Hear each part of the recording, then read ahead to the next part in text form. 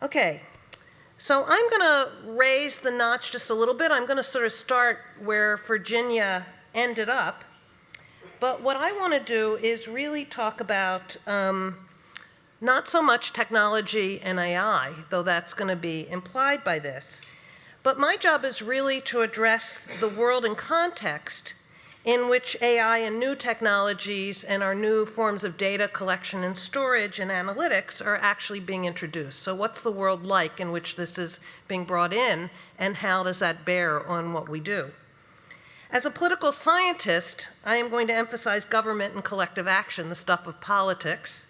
And as a political economist, I am also primarily concerned about the larger framework in which we are operating.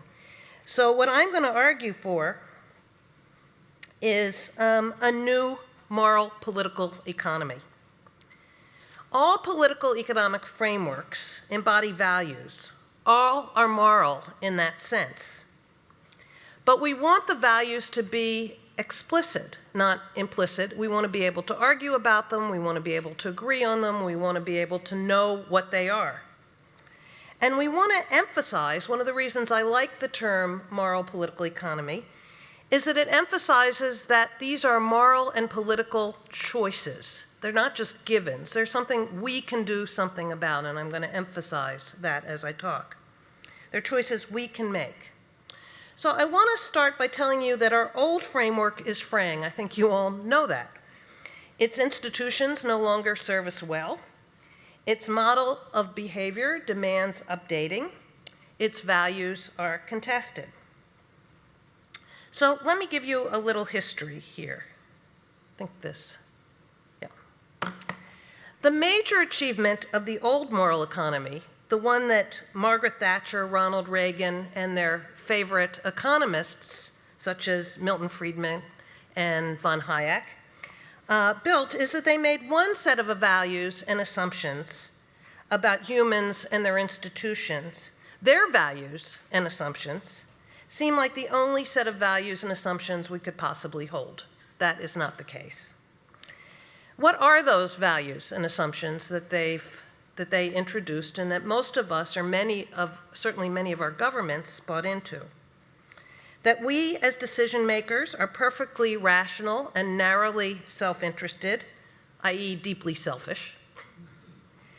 That firms should single-mindedly maximize shareholder return without regard to the dignity or needs of workers or the consequences for consumers or the environment.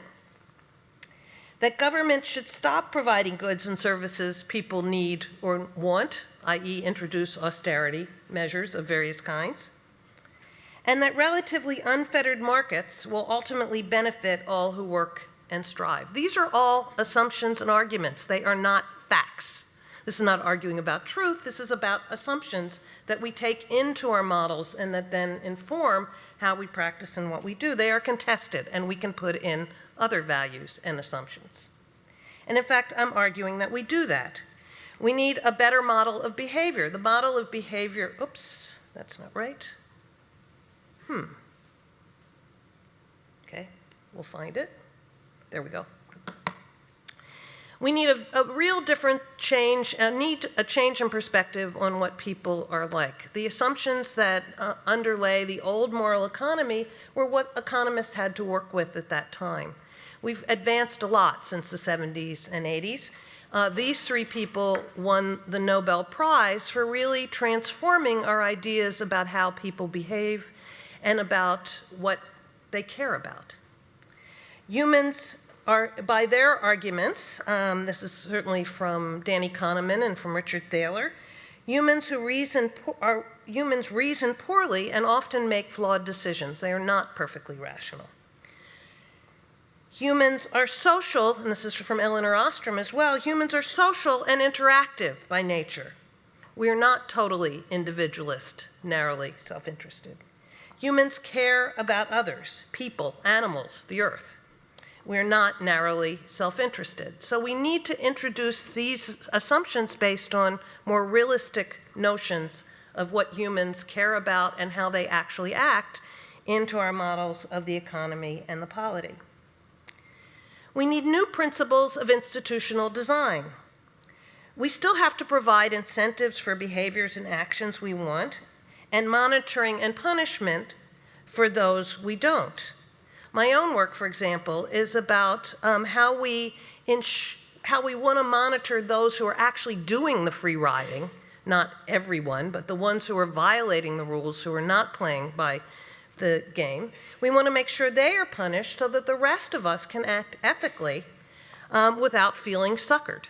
So we punish the actual free riders and not the whole population. We don't have to monitor everybody.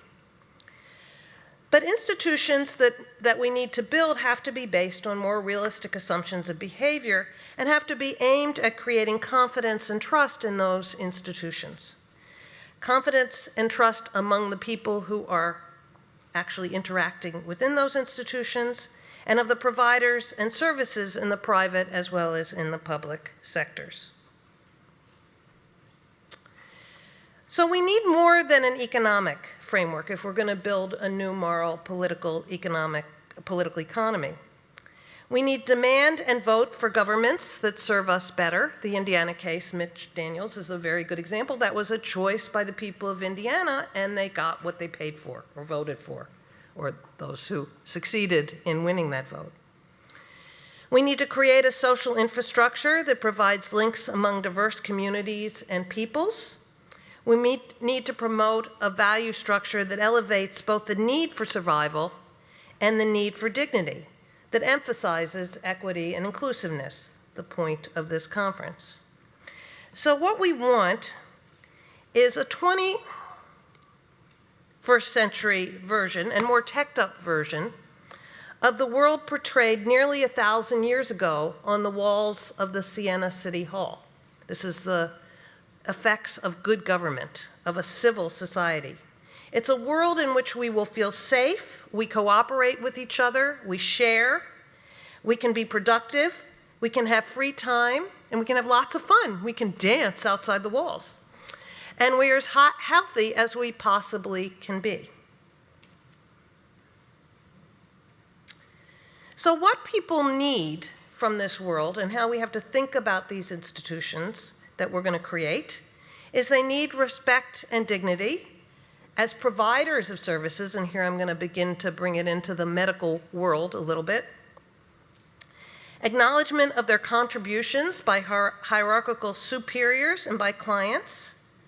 They need meaningful work with reasonable hours. We know there's a huge burnout, not just of doctors, but indeed of many providers.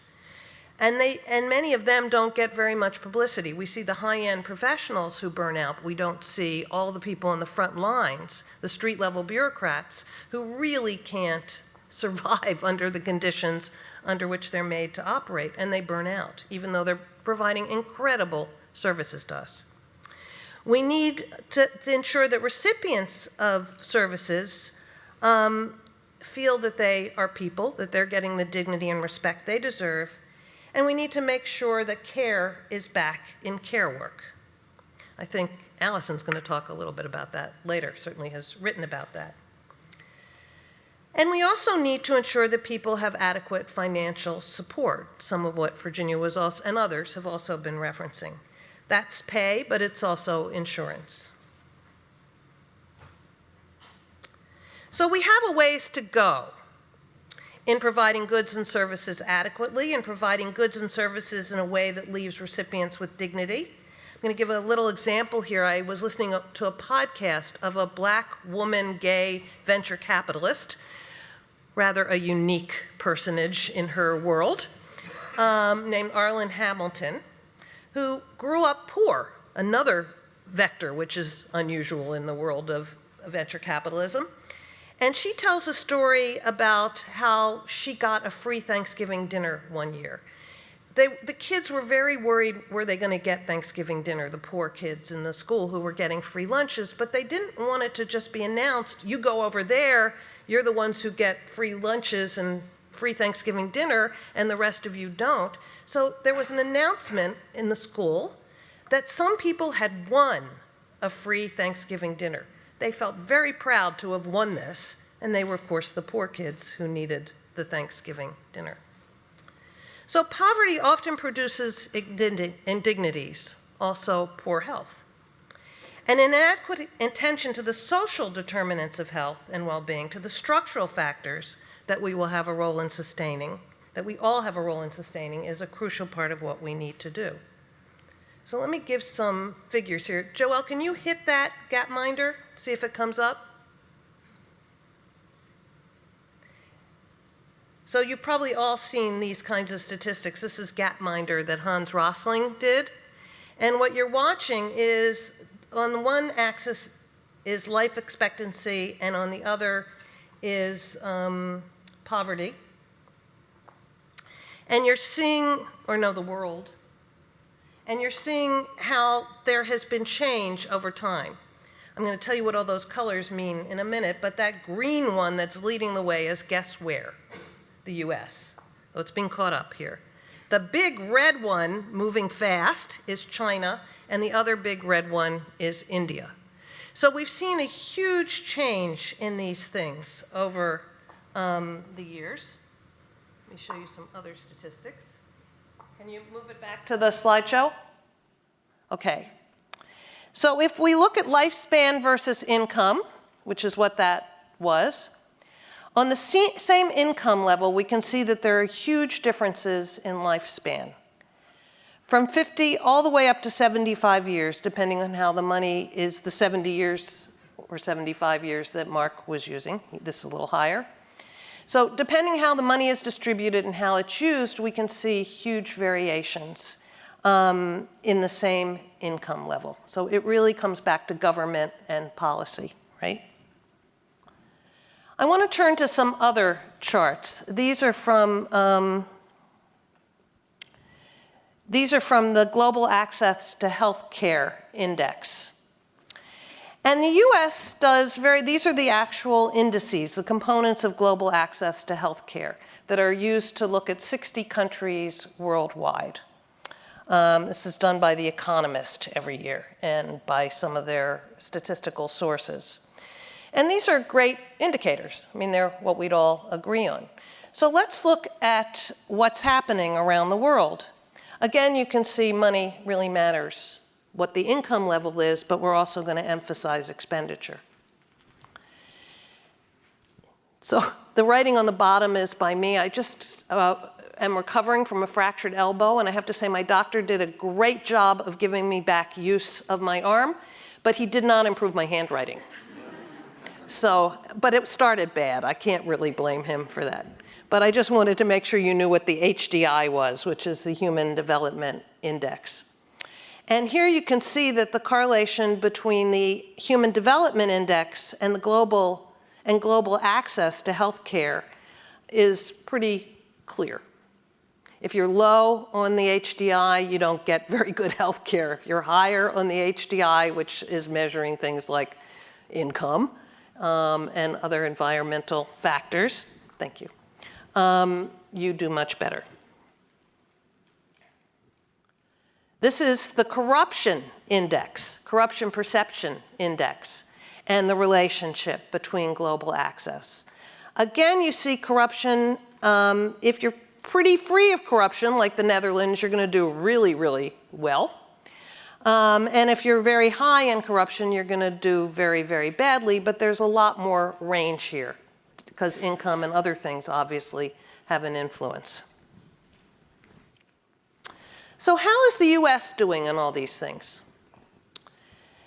It's clearly one of the top performing countries in the global access to health care. And I've put next to it the lowest performing countries. So India is a middle income country, but you can see it's doing very badly because of the distribution within the country and the decisions by the government about how to expend its money. But when we look at other access to health care indicators, I didn't include the ones where the US is in the top 10. I thought I'd include the ones where it's not to give you a sense of this. The US is notably missing from a whole bunch of these statistics. The top performing countries in the accessibility domain, it's not there, even though it's the richest country in the world. It's not there among the top performing countries in the area of access to child and maternal health services, nor is it there among the top performing countries in the area of access to medicine as opposed to healthcare. But I want to bring it back to another level as well.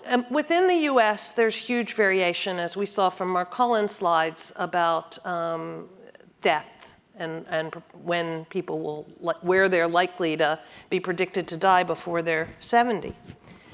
We've also done a really poor job in holding our corporations and are responsible for the conditions under which workers work. There are a huge number of dangerous jobs that still exist in the US, and that obviously affects health, and that's clearly related to income. You know, people in worse jobs tend to have worse conditions. Particularly true of agricultural workers. This is worldwide. Agricultural workers have terrible heat-related deaths. I could show you the statistics internationally, but the US does not come out well in that. It's got third world statistics on things like heat-related death in US agriculture. Okay, so let me conclude. What is to be done? I'm on time, right? What is to be done? Technology can help us, but it is just an aid. It is not the fundamental problem. It's not the fundamental solution. What we need is corporate and political will. Industries have to cease creating unsafe conditions for their workers, and sometimes for all of us with their pollutants and other problems. But ultimately, we can't just ask corporations to behave well, given what I've already said about the assumptions underlying the moral political economy. We need government regulation and service provision. And that, in turn, depends on us. Our governments are, at least in democracies, are in principle responsive to what citizens do.